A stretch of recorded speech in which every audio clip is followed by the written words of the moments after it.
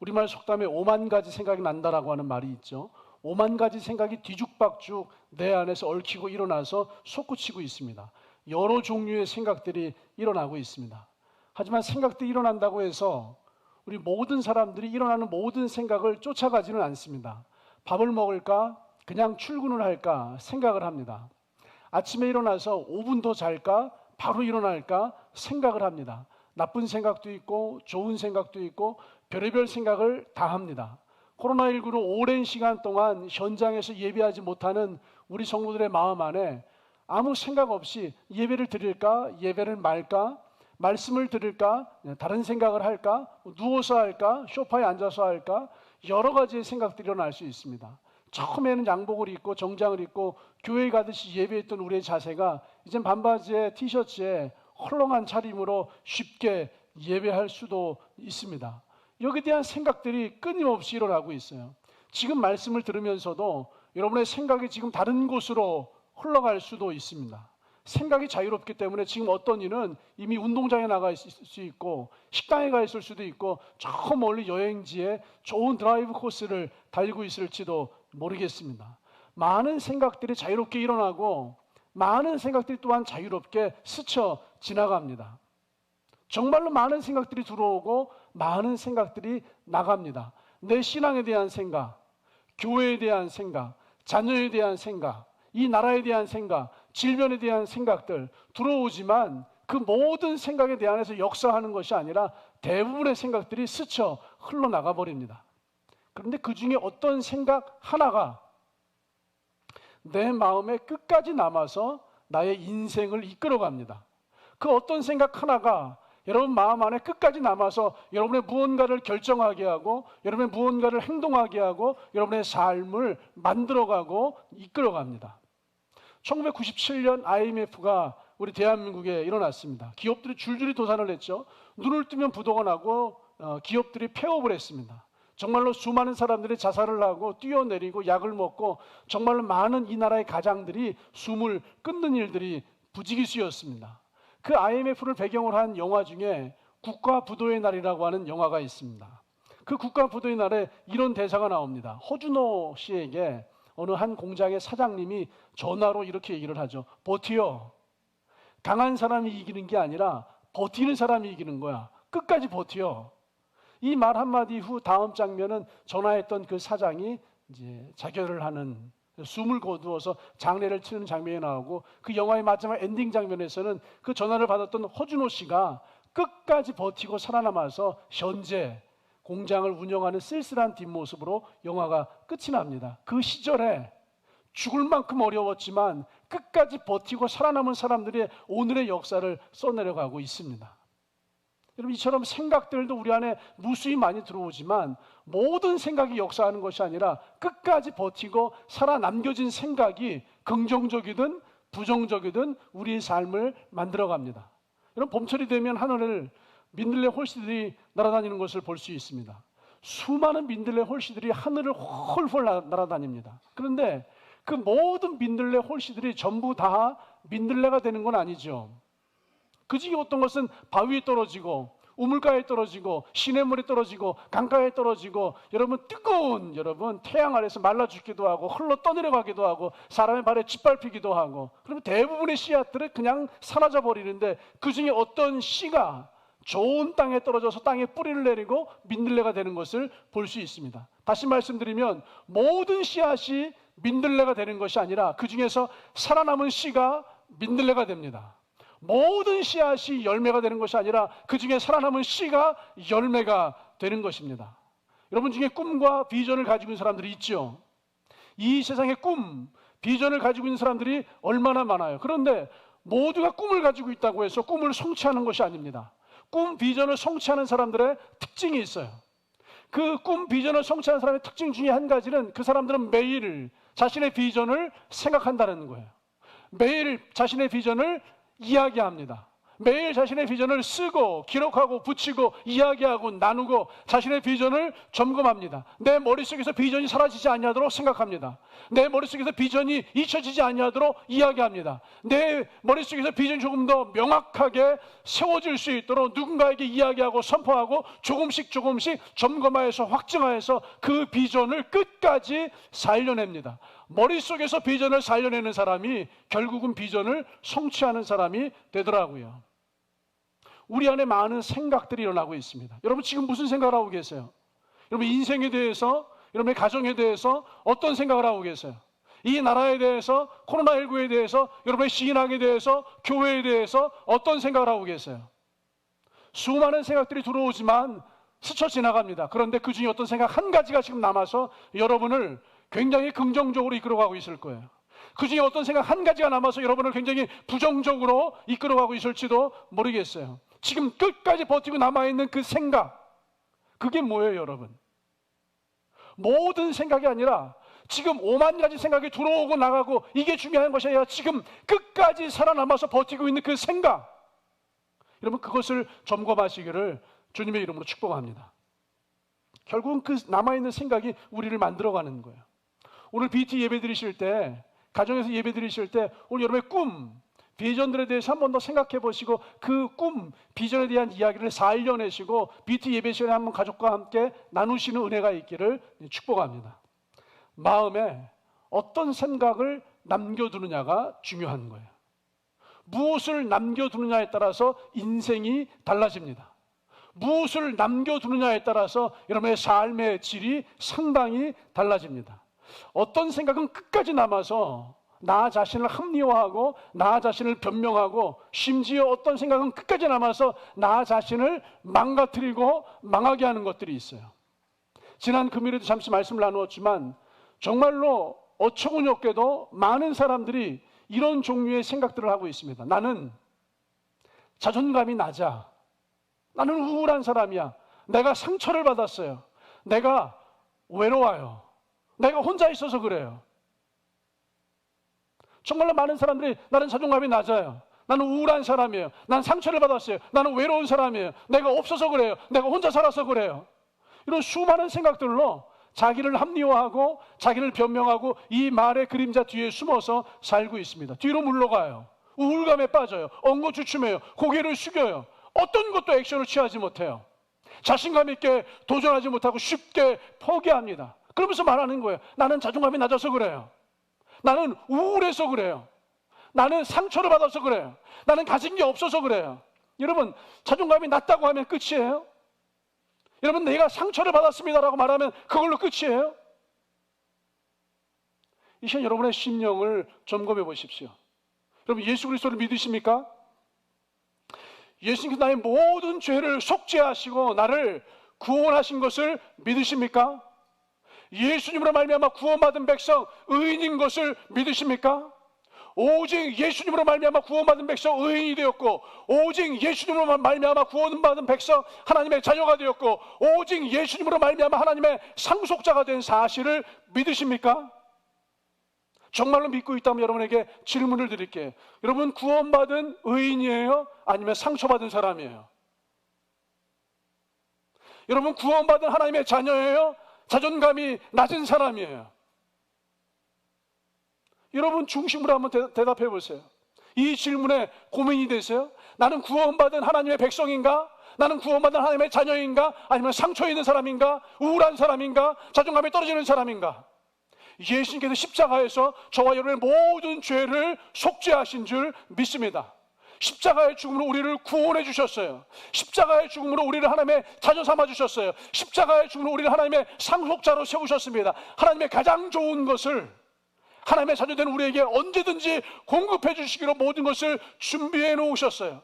성경 어디에 나는 자존감이 낮은 사람이야. 성경 어디에 나는 우울한 사람이야. 성경 어디에 나는 상처받은 사람이야. 성경 어디에 나는 외로운 사람이야. 성경 어디에 나는 아무것도 할 수 없는 사람이야. 이런 말씀이 써 있어요. 믿는 자에게는 능치 못함이 없느니라. 믿는 자에게는 모든 일이 가능한 줄 믿습니다. 왜냐하면 우리는 예수님으로 말미암아 구원받은 하나님의 자녀이기 때문에 예수님으로 말미암아 구원받은 하나님의 상속자이기 때문에 우리 모든 것이 예수님으로 말미암아 가능한 줄 믿습니다. 근데 우리의 삶은요, 너무나 많은 사람이 저는 자존감이 낮습니다, 나는 상처받았습니다, 나는 우울합니다, 나는 가진 게 없습니다, 나는 외롭습니다. 어떤 생각 하나가 그 마음에 끝까지 남겨져서 그 사람의 삶을 지금 끌고 가고 있어요. 하나님의 정체성은, 저와 여러분의 정체성은 구원받은 의인, 하나님의 자녀, 하나님의 상속자예요. 하나님의 상속자이기에 셜록 여인이 예수님의 능력을 갖다 쓴 것처럼 하나님의 자녀, 구원받은 백성, 하나님의 상속자로서 하나님의 은혜와 능력을 충분히 갖다 쓸 수 있는 이미 특권을 가지고 있는 백성인 줄 믿습니다. 그런데 왜 나 자신을 우울한 사람으로, 왜 나 자신을 자존감이 낮은 사람으로, 왜 나 자신을 상처받은 사람으로 이렇게 기억을 할까요? 하나님이 우리를 불러주신 이름이 흘러 떠내려가고 자존감이 낮은, 우울한, 상처받은 이 마음이 내 안에 남겨진 거예요. 끝까지 남은 것이 하나님의 자녀가 아니라 상처받은 사람이 끝까지 남아있는 거예요. 끝까지 남겨준 것이 하나님의 아들, 하나님의 딸 상속자가 아니라 상처받은 우울한, 자존감이 낮은 이것이 내 마음 안에 끝까지 남겨져 버린 거예요. 여러분 명심하세요. 상처받은 사람이 아니에요. 자존감이 낮은 사람이 아니에요. 우울한 사람이 아니에요. 외로운 사람이 아니에요. 나는 할 수 없는 사람이 아니에요. 그저 여러분을 망가뜨리고 여러분을 망하게 하는 어떤 하나의 생각일 뿐이에요. 그 생각 뒤에 숨지 마세요, 여러분. 우리 학생들이요, 그런 생각 많이 하잖아요. 우리 장년들도 마찬가지예요. 어떤 생각 하나를 받아들여요. 나는 공부하는 머리가 아니야. 우리 학생들, 청년들, 나는 수학하는 머리가 아니야. 나는 공부하는 머리가 아니야. 공부하기 싫으면 엄마 난 공부하는 머리가 아니야. 학교 선생님이 그랬어. 야, 이런 돌머리, 넌 공부하는 머리가 아니야. 선생님이 그랬어. 난 공부하는 머리가 아니야. 이 말 뒤에 숨어버려요. 엄마 난 공부하는 머리가 아니야. 공부하라고 말하지 마. 뛰쳐나가요. PC방 가요. 노래방을 가요. 운동장을 가요. 친구들이랑 어떻게 하면 놀까를 고민을 하고 짜내는데 노는 머리가 기가 막혀요. 노는 머리를 보니까 분명히 공부하는 머리도 있는 거예요. 그런데 이 생각 하나가 나는 공부하는 머리가 아니야. 이 뒤에 숨어버려요, 여러분. 어떤 말, 생각 뒤에 숨어서 우리가 그냥 사는 거예요. 여러분 생각해 보세요. 평생 공부하는 머리가 아닌 채로 살면 행복하겠어요? 우리 학생들 디아스포라 가정에서 운항동 성전에서 한번 생각해 보세요. 평생 공부하는 머리가 아닌 걸로, 수학하는 머리가 아닌 걸로 살면 행복하겠어요? 우리 장년들이요, 우리 모든 세대들이 한번 들여보세요. 평생 상처받은 사람으로 살면 행복하시겠어요? 평생 자존감이 낮은 사람으로 살면 행복하시겠어요? 평생 나는 외로운 사람이야, 외로운 사람으로 살면 행복하시겠어요? 그냥 생각 하나를 받아들이신 거예요, 여러분들이. 그 생각을 잘못 받아들였는데 그 생각이 지금 여러분 마음에 사라지지 않고 끝까지 남아서 그것이 끝까지 버티어서 여러분을 지금 이끌어가고 있는 거예요. 우리의 실수는 생각 하나를 잘못 받아들인 것밖에 없어요. 생각 하나를 잘못 남겨둔 것밖에 없어요. 우리의 인생은 우리 마음에 무엇을 담아두느냐에 따라서 달라집니다. 우리 마음에 무엇을 담아두느냐에 따라서 우리 인생이 달라지는 거예요. 여러분 신앙은요 대부분 행동 수정이 아니에요. 이렇게 해라 저렇게 해라 하지 말아라 해야 한다 이런 행동 수정이 신앙이 아니에요. 대부분의 신앙은요 방향을 수정하는 거예요. 회개는 행동의 수정이 아니라 방향의 수정이에요. 신앙은 행동을 고치는 것이 아니라 그 마음을 뜯어 고치는 거예요. 마음의 방향을 바꾸는 거예요. 죄가 뭐예요? 하마르티아, 관역에서 빗나가다 아니에요. 우리의 관역은 행동이라고 생각해요. 우리의 관역은 행함이라고 생각해요. 그러나 오직 의인은 믿음으로 말미암아 살리라. 진정한 우리의 관역은 예수 그리스도를 향한 우리의 방향, 우리의 마음의 중심인 줄 믿습니다. 요한복음 11장에 잘못된 그 무엇 하나를 받아들여서 인생이 조금은 작아진 한 존재가 등장을 해요. 아주 위대하게 시작을 했어요. 가장 큰 자로 시작을 했어요. 지극히 극히 작은 자로 인생을 마감한 한 존재가 등장을 해요. 요한복음 11장의 이 사건은요, 세례 요한의 인생의 마지막에 일어났던 사건이에요. 놀랍게도 그 주인공이 세례 요한이에요. 세례 요한은 인간이 낳은 인물 중에 가장 큰 자로 시작하여서 극히 작은 자로 그 인생을 마감했습니다. 우리가 생각하고는 약간 다르죠.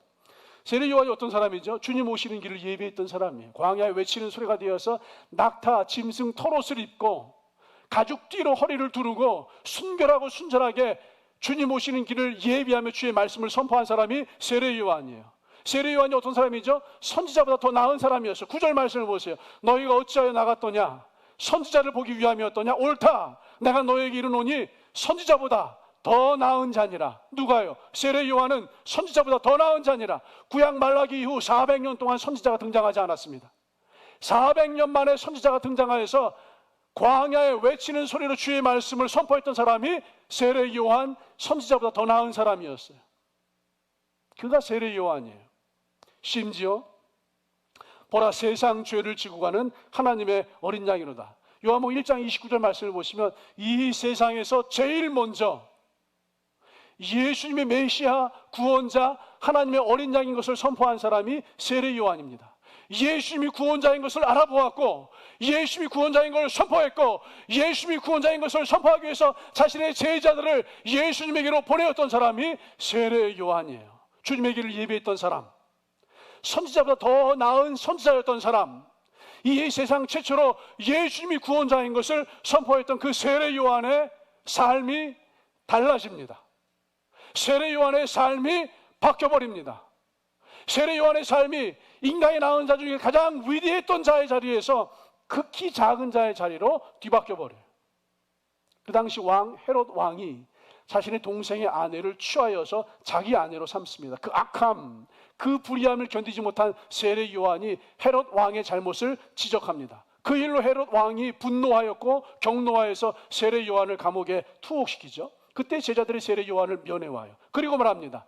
예수께서 죽은 자를 살리고 귀신을 내어 쫓고 병든 자를 고치고 눈먼 자를 눈뜨게 하고 앉은 병을 일어나게 하고 온갖 기적을 행하면서 하나님 나라 천국 복음을 증거하고 있습니다. 이 말을 듣고 세례 요한이 어떻게 했는지 아세요? 2절 말씀입니다. 3절 말씀을 같이 읽겠습니다. 시작. 요한이 옥에서 그리스도께서 하신 일을 듣고 제자들을 보내어 예수께 여짜오되 오실 그이가 당신이오니이까 우리가 다른 일을 기다리오리이까. 예수님에 대한 이야기를 듣고 세례 요한이요, 세 번역으로 읽어드리면 오실 그분이 당신이십니까? 그렇지 않으면 우리가 다른 분을 기다려야 합니까? 보라, 세상 죄를 지고 가는 하나님의 어린 양이로다. 보라, 세상 죄를 지고 가는 구원자 메시아로다. 이렇게 선포했던 세례 요한이 오실 그분이 당신 맞습니까? 아니면 우리가 다른 분을 기다려야 합니까? 세례 요한이 이렇게 바뀌어버렸어요. 보라, 세상 죄를 지고 가는 하나님의 어린 양이로다. 주님의 길을 예배했던 세례 요한이 바뀌어버린 거예요. 오실 그분이 당신 맞습니까? 아니면 우리가 다른 분을 기다려야 합니까?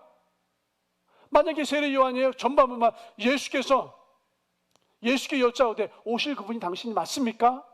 이렇게만 물었다라면, 아니 예수님, 내가 주의 길을 예비하다가 감옥에 투옥되었는데 예수님이 구원자라면 저를 응당히 감옥에서 빼내주셔야 되는 거 아닙니까? 이런 불평으로 이해할 수도 있겠어요. 근데 그 다음 구절이 문제예요.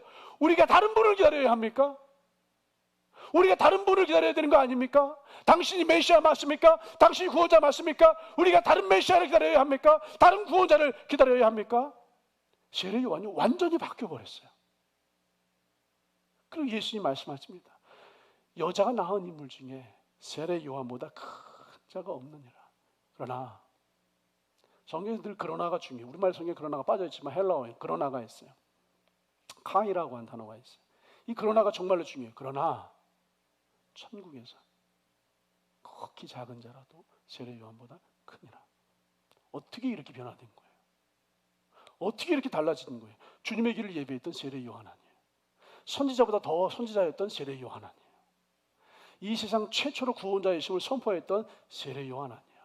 이 신실한 세례 요한을 이렇게 뒤바꿔버린 그 강력한 대적이 무엇일까요, 여러분?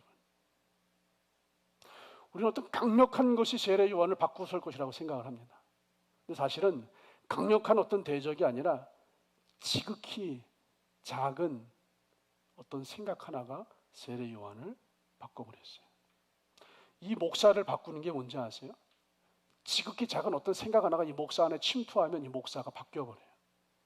우리 장로님, 권사님, 우리 정도 여러분, 디아스포라 여러분, 여러분을 바꾸는 그 대적이 뭔지 아세요?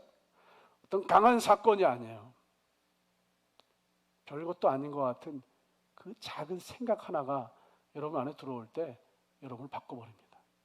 아니, 하나님이 어린 양, 세상 죄를 지고 간 하나님이 어린 양 구원자라면 내가 주님을 증거하다가 감옥에 들어왔으면 나를 빼내 주셔야 되는 거 아니야?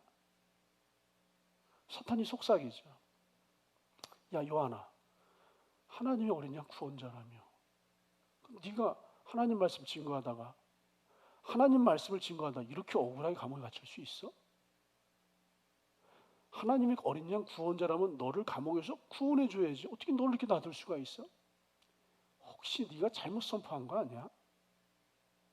이런 생각 하나가 들어와요. 그래서 질문하는 거예요. 당신, 우리가 기다리는 그분 맞습니까?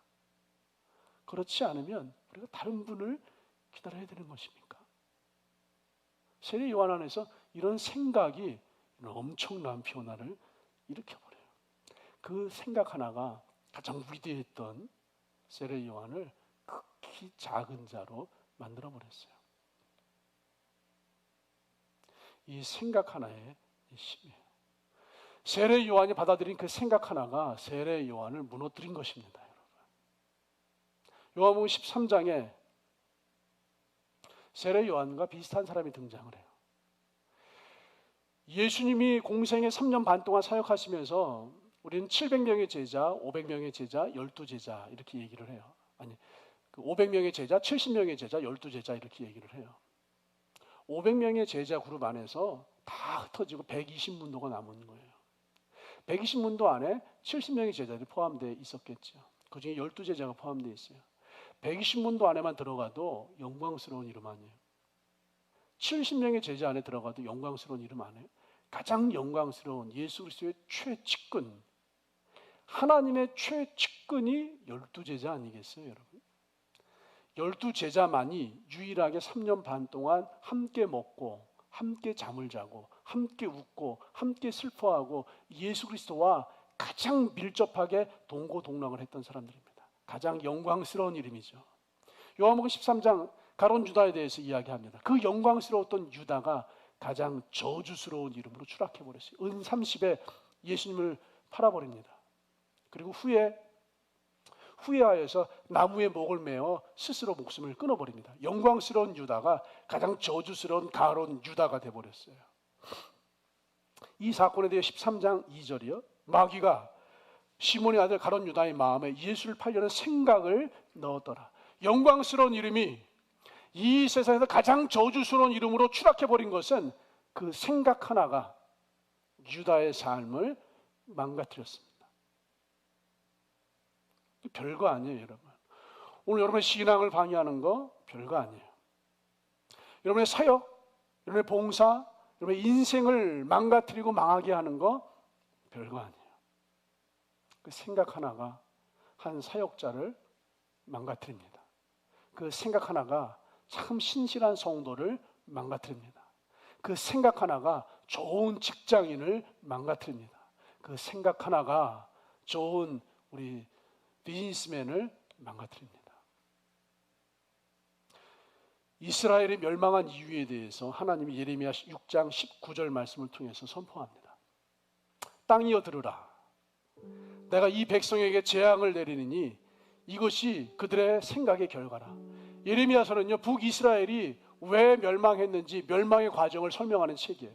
남유다 다윗 왕국이 왜 멸망했는지 멸망의 과정을 설명하는 책이 예레미야입니다. 그런데 북이스라엘이 왜 멸망했는지 그들의 생각의 결과라.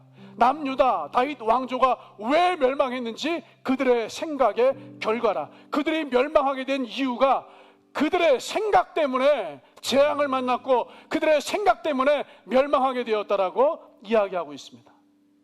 이처럼 생각이 한 나라를 망하게 하기도 하고 살리기도 합니다. 이처럼 생각이 여러분 가룟 유다 제자를, 세례 요한 그 선지자보다 더 위대한 선지자를 극히 작은 자로 추락시키기도 합니다. 어떤 생각을 받아들이느냐, 어떤 생각을 가지고 있느냐가 여러분의 삶을 만들어버리는 거예요. 마음에 어떤 생각을 남겨두느냐, 어떤 마음을 남겨두고 있느냐, 이것이 우리의 생각을 이끌어가는 거예요. 여러분 지금 가지고 있는 그 생각, 그 감정, 그 마음들을 확인하시고 점검하시기를 축원합니다. 이 생각이 어디에서부터 왔는지 확인하셔야 돼요. 이 생각이 나를 어디로 끌고 가는 것인지 확인하셔야 돼요. 내가 이렇게 살면 어떤 결과가 오는지 확인하시고 검증하셔야 돼요. 내가 이렇게 행동해버리면 어떤 결과, 내 인생의 종국을 맞이할지를 확인하시고 점검하시고 생각하셔야 돼요. 그리고 확인하시고 점검하셨다면 이제는 더 좋은 것으로 여러분의 마음을 채우셔야 돼요. 생각을 확인만 하면 되는 게 아니에요. 그 위에 더 좋은 것으로 마음을 채우셔야 돼요. 우리가 대학생들에게, 청년들에게 좀 견문을 높이라고 해외여행을 다니라고 하는 이야기를 종종 합니다. 이유가 뭐예요? 왜 젊은 때, 청년 때 왜 열방에 나가서 열방에 많은 환경들을 보고 와야 돼요? 우리 시선이 넓어지고요, 전혀 보지 못한 것들을 보고 듣고 경험하면서 우리의 생각이 달라져요. 그 달라진 생각이 소망이 되고 비전이 되고 하나님을 향한 걸음이 되는 줄 믿습니다. 좋은 것을 보고 듣고 경험하면서 생각이 달라지는 거예요. 더 좋은 것을 보고 듣고 경험하면서 생각이 풍성해지는 거예요. 더 좋은 것, 하나님의 말씀을 보고 듣고 하나님의 말씀을 체험하면서 우리의 속사람이 완전히 달라져 버리는 거예요. 하나님은 언제나 우리에게 좋은 것을 주시지만 그걸로 끝내지 않으시고요, 하나님은 언제나 더 좋은 것으로 우리를 덮어버리시는 줄 믿습니다. 하나님은 사람을 창조하세요. 보시기에 좋았더라, 보시기에 좋았더라, 보시기에 좋았더라, 보시기에 좋았더라. 마지막 날에 사람을 창조하시고 보시기에 좋았던 모든 것을 사람에게 선물로 허락해 주십니다. 그리고 사람을 만드실 때 하나님 이렇게 말씀하시죠. 여호와 하나님이 땅의 흙으로 사람을 지으시고, 땅의 흙으로 사람을 지으시고 생기를 그 코에 넣으시니, 생기를 그 코에 넣으시니 사람이 생명이 된지라. 이미 첫째 날 보시기 좋았더라, 둘째 날 보시기 좋았더라, 보시기 좋았더라, 보시기 좋았더라, 모든 보시기에 좋은 것들을 사람에게 다 허락해 주셨어요. 그런데 하나님께서 그걸로 끝내지 아니하시고 그 코에 생기를 넣으시니, 생기를 그 코에 넣으시니 사람이 생명이 된지라. 보시기에 좋았지만 그 모든 것보다 더 좋은 것으로 사람을 덮으셨어요. 구약 성경을 기록한 언어가 히브리어입니다. 히브리적 표현, 히브리적 관점에서요, 사람의 코는, 놀랍게도 사람의 코는 사람의 감정과 연결되어져 있어요. 사람의 코는 사람의 마음과 연결되어져 있어요. 아프, 이게 코라고 하는 뜻이에요. 하나, 뜨거워진다는 거예요. 그래서 히브리인들은요, 내 지금 화가 나, 너무 화가 나, 이거를 좀 고상하게 표현해요. 나 코가 뜨거워졌어. 저는 화가 났구나. 이게 아프하라, 코가 뜨거워졌어. 이게 이 사람들이 화가 난다는 표현이에요. 우리는 너무 화가 나 그러잖아요. 히브리인들은 아프하라, 코가 뜨거워졌어. 우리가 생각하죠, 코가 뜨거워진 게 뭐예요 저거 지금? 코가 뜨거워진 게요, 이 코가 사람의 감정과 연결되어 있어요. 이 감정이 사람의 마음과 연결되어 있어요. 이 마음 안에서 분노와 화가, 상한 감정이, 부정적인 것들이 끌어오면 이 코가 뜨거워지면서 씩씩거리는 거예요. 코가 뜨거워졌어요. 화가 나요. 감정과 연결되어 있어요. 사람의 마음과 연결되어 있어요. 그래서 하나님은요, 그 코에 하나님의 영을 불어넣어 주세요. 하나님의 더 좋은 것으로 너의 마음을 덮어줄게. 하나님의 더 좋은 것으로 너의 감정을 덮어줄게.